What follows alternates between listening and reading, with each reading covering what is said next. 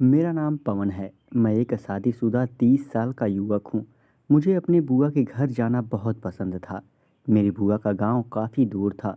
उनके घर पर जाने के लिए काफ़ी जगह बस बदलनी पड़ती थी और लगभग 7 किलोमीटर पैदल भी चलना पड़ता था।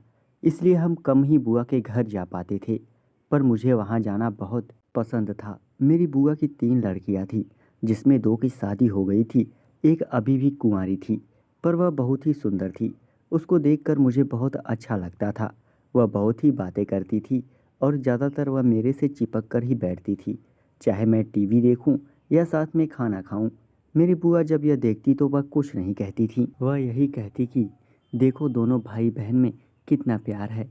पर बात कुछ और ही थी। एक बार मैं बुआ के घर गया तो उस समय बुआ के घर जाने के लिए कोई साधन नहीं मिल रहा था, क्योंकि वह पैदल का रास्ता था।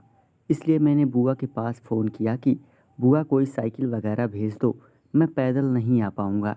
तो बुआ ने अपनी बेटी को भेज दिया। उसकी उम्र करीब 20 साल की होगी और मैं 30 का था। जब वह आई तो मुझे देखकर मुस्कुराई और कहने लगी, चलो मैं साइकिल लेकर आ गई। मैंने कहा, ठीक है जो तुम साइकिल लेकर आ गई, नहीं तो मैं वापस चला जाता।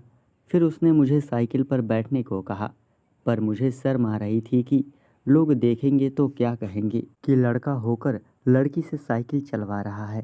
खैर फिर मैं साइकिल चलाने लगा और उसको पीछे बैठा लिया। बातें करते करते हम घर पहुंच गए। बुआ ने नाश्ता पानी कराया। फिर मैं आराम करने लेट गया। शाम को मेरी बुआ की लड़की बाजार गई और वहां से अपने लिए अंग वस्त्र खरीद कर लाई।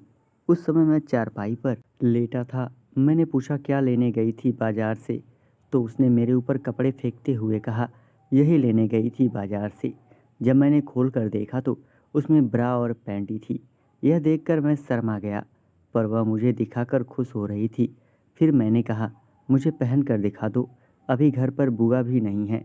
उसने मेरी बात मान ली और तुरंत कपड़े पहनकर दिखा दिए। दोस्तों, चैनल को सब्सक्राइब करें और हिलाते रहें। Thank you.